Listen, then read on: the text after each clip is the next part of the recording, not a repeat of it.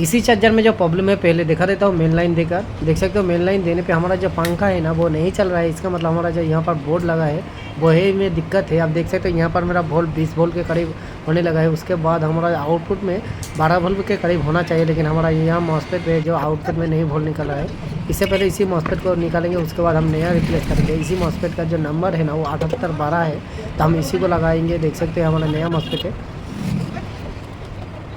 बहुत अच्छे से रांगा लगाएंगे। उसके बाद हम इसी चार्जर को दोबारा से चालू करेंगे। देख सकते हो अभी यहाँ पर मेरा वोल्ट देख सकते हो कितना दिखा रहे हैं, 50। अब देख सकते हो आउटपुट में दिखा रहे हैं 11.5। इसका मतलब हमारा जो चार्जर का जो आईसी है पंखा चलने के लिए वो भी ख़राब था, तो हम रिप्लेस कर दिया। तो हमारा जो पंखा है ना वो भी टन चल रहा है। आप देख सकते हो।